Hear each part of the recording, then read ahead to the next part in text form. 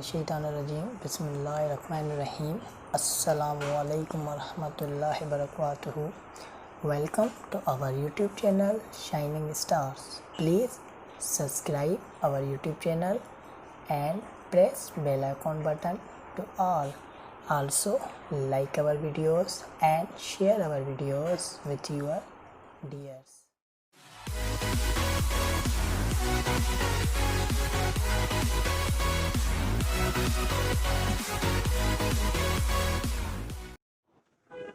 अस्सलामुअलैकुम।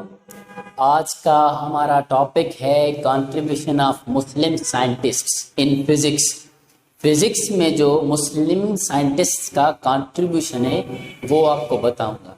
सबसे पहले है अबू अली हसन इब्न अल हैथम।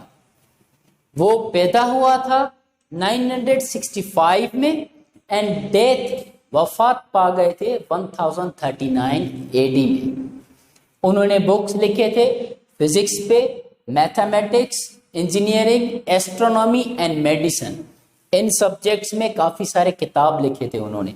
किताबुल मनाजिर गेन रेपुटेशन उसका एक किताब था जो बहुत मशहूर हो गया था उनके टाइम में, जिसका नाम था किताबुल मनाजिर। ये बुक उनकी बहुत मशहूर हो गई थी। बहुत बड़े बड़े साइंटिस्ट और बड़े बड़े फिलोसोफर्स उसको पढ़ते थे बहुत ज्यादा। He refuted theory of light given by past philosophers on practical ground.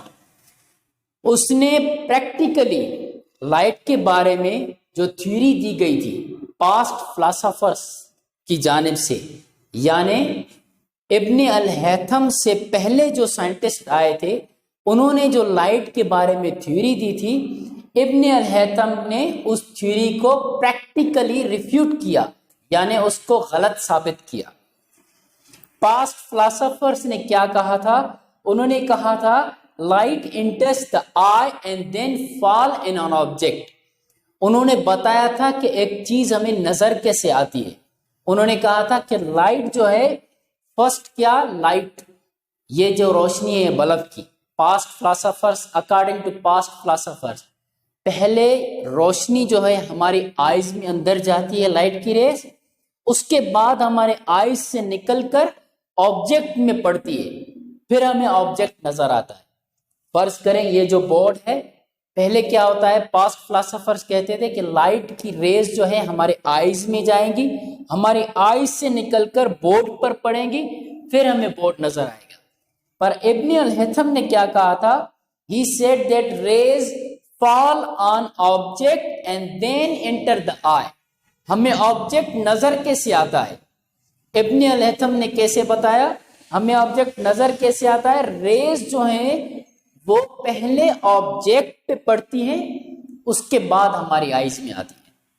जैसे बोर्ड का मिसाल दिया हमें मैंने आपको, या फैन का जो एग्जाम्पल है, फैन मुझे नजर कैसे आता है? इब्न अल हैथम ने बताया कि पहले लाइट की रेज फैन पर पड़ती है, उसके बाद रेज मेरी आईज में अंदर जाएंगी, तभी मुझे फैन नजर आएगा। ये डस्टर पड़ा है, पहले लाइट की रेज डस्टर पर गिरेंगी, उसके बाद मेरी आईज में जाएंगी, तब मुझे नजर आएगा। ये थ्योरी साबित हो गई थी।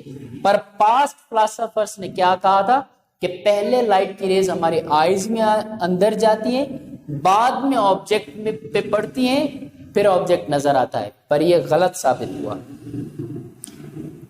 Carried out research on formation of image on spherical mirrors. Spherical mirrors हम किसको कहते हैं? कॉनकेव एंड कॉन्वेक्स मिरर, उनको हम स्फेरिकल मिरर्स कहते हैं। उनमें हमारी इमेजेस किस तरह बनती हैं? हमारे घर में जो है वो प्लेन एक सीधा स्ट्रेट मिरर है, पर जो स्फेरिकल मिरर्स होते हैं वो थोड़ा स्फेयर होते हैं। कॉनकेव इस तरह होता है और कॉन्वेक्स इस तरह होता है। उनमें हमारी इमेजेस कॉनकेव में किस तरह बनती है और कॉन्वेक्स में हमारी इमेज किस तरह बनती है, उसने इब्न अल हैथम ने इन बातों पर रिसर्च की। डिस्कवर नेचर ऑफ लाइट, उसने लाइट की नेचर डिस्कवर की, उसने लाइट को समझा कि लाइट क्या है, और बताया कि लाइट जो है it is a kind of energy. Light जो है एक टाइप की एनर्जी है। ठीक है, उम्मीद है कि आपको इब्न अल-हैथम के बारे में बातें समझ आ गई होंगी। जी व्यूअर्स, हमारा जो नेक्स्ट साइंटिस्ट है, मुस्लिम साइंटिस्ट जिसने अपनी खिदमत दी थी फिजिक्स के लिए, वो है याकूब इब्न इसहाक अल-किंदी, जो कि पैदा हुआ था 800 में और वफात पा गया था 873 एडी में। ये भी बसरा में पैदा हुए थे। इराक का शहर है बसरा, जहां पर इब्न अल-हैथम पैदा हुए थे। सीवरल उसने क्या क्या किया था? Several research on monographs on metrology, specific gravity and on tides. Monographs हम किसको बोलते हैं? मोनोग्राफ हम एक टॉपिक पे डिटेल पे किसी बड़े आदमी की, किसी बड़े बंदे की स्टडी डिटेल में किसी एक टॉपिक पे, उसे हम मोनोग्राफ्स कहते हैं। किसी भी एक टॉपिक पे, जिस तरह हमारा साइंस में जिस तरह हार्ट होता है, डाइजेस्टिव सिस्टम होता है, हमारा ब्रेन होता है, वैसे सारी तो बायोलॉजी है, पर इनमें से किसी एक टॉपिक पे डिटेल्ड स्टडी किसी साइंटिस्ट की, उसे हम मोनोग्राफ्स कहते हैं। फर्ज करें किसी ब्रेन पे अगर वो डिटेल्ड स्टडी करता है सिर्फ ब्रेन के ऊपर और एक किताब लिखता है उसके ऊपर, तो हम उसे कहते हैं मोनोग्राफ। मेट्रोलॉजी मौसमियात को कहते हैं। हमारा एटमॉस्फेयर जो है, फिनोमेना ऑफ एटमॉस्फेयर, उसका बदलना, गर्मी का होना, सर्दी का होना, हम इसको मेट्रोलॉजी कहते हैं। तो उसने क्या रिसर्च किए थे मोनोग्राफ्स पर और मेट्रोलॉजी मौसमियात पर और स्पेसिफिक ग्रेविटी पर और टाइड्स पर। टाइड्स जो हमारी बनती है, जो हमारे शोले बनते हैं पानी में, समंदर में, उसके ऊपर भी उसने रिसर्च की थी बहुत। उसका एक और इम्पॉर्टेंट वर्क जो था वो था साउंड और ऑप्टिक्स पे। साउंड, आवाज के ऊपर उसने बहुत काम किया था, आवाज, साउंड पर, और ऑप्टिक्स पे, हमारी आईज जो हैं उसके ऊपर भी उसने बहुत सारा काम किया था, स्टडी की थी, साउंड पर और आईज पर। Discuss nature of sound, sound की नेचर डिस्कस की, साउंड के बारे में डीप में उसने स्टडी की, उसके बारे में, साउंड के बारे में हमें बताया कि साउंड है क्या, बनता कैसे।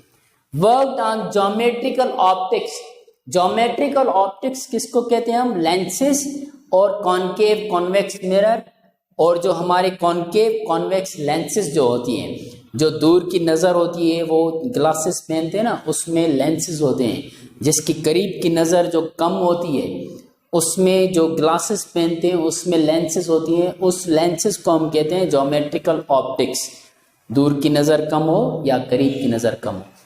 साउंड पर, साउंड की नेचर और ज्योमेट्रिकल ऑप्टिक्स के ऊपर उसने डिटेल्ड स्टडी की और इन चीज़ों के ऊपर उसने बहुत सारा काम किया।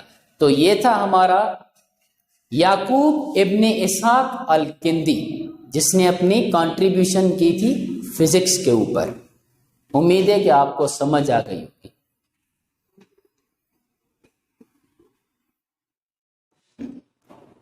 हमारा तीसरा साइंटिस्ट है अबू रेहान मोहम्मद बिन अहमद अल बैरूनी।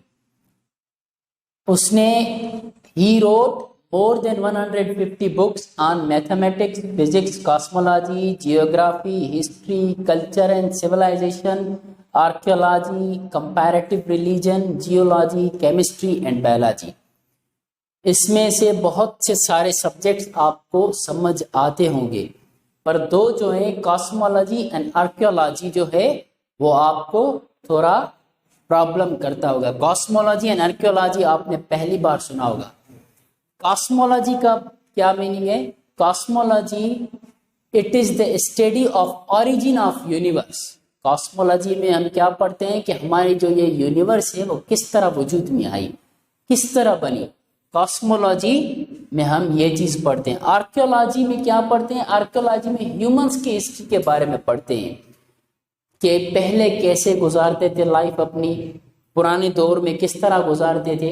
हिस्टोरिकल रिमेन्स, जिस तरह हमारे पुराने घर मौजूद होते हैं ना, जिस तरह हमारी पुरानी चीज़ें मिलती हैं, जिस तरह मोहनजोदड़ो से हमें कुछ सिविलाइजेशन की चीज़ें मिली थी, उस वहाँ का जो सिटी का तरीक़ेकार देखकर साइंटिस्ट वो प्रूव करते हैं कि पहले ज़माने में यहाँ पे लोग किस तरह रहते थे। इसी तरह जो रिमेन्स होते हैं, जो चीज़ें पुरानी लोगों की हमें मिलती हैं, जो सिटीज़ पुराने लोगों के हमें मिलते हैं, उस पर स्टडी होती है और देखा जाता है, हिस्ट्री जो है वो बनाई जाती है कि लोग पहले किस तरह लाइफ अपनी गुजारते थे। He refuted that earth is flat and proved that it is round. पहले ज़माने में क्या साइंटिस्ट कहते थे कि अर्थ जो है वो फ्लैट है, इस तरह सीधी है, फ्लैट है। इसने ये थ्योरी रिफ्यूट की, इसको गलत साबित किया और उसने ये साबित किया कि अर्थ जो है हमारी राउंड है, गोल है। Measured the circumference of earth. Circumference किसको बोलते हैं? देखिए ये अर्थ है हमारी, सरकमफ्रेंस हम इसको बोलते हैं, गोलाई को। इसको उसने मेजर किया उस टाइम में, अपने टाइम में। सरकमफ्रेंस यानी ये यहाँ से लेकर अर्थ का ये जो गोलाई है यहाँ तक, ये गोलाई उसने वो मेजर की थी अर्थ की, कि कितनी गोलाई है अर्थ की। He discuss the phases of moon. Phases जो होते हैं मून के, वो उसने डिस्क्राइब किए, वो डिस्कस किए। फेजेस होते हैं ना, कभी मून आपको बड़ा नजर आता है, कभी उसे छोटा नजर आता है, कभी बहुत पतला नजर आता है। इसको हम फेजेस कहते हैं मून के। ये मून के फेजेस भी उसने डिस्कस किए, उसको डिस्क्राइब किए। He told that earth is floating in space just like a grape floats in water. उसने बताया earth is floating in space. Earth जो है, जमीन जो है, वो स्पेस में इस तरह तैरती है जिस तरह एक अंगूर का एक दाना जो है वो पानी में तैरता है। पानी में जिस तरह अंगूर का एक दाना तैरता है, उसी तरह हमारी दुनिया, हमारी अर्थ स्पेस में चलती है। तो ये थे काम हमारे थर्ड साइंटिस्ट के, अबू रेहान मोहम्मद बिन अहमद अल बैरूनी के। उम्मीद है कि आपको समझ आ गई होगी बात।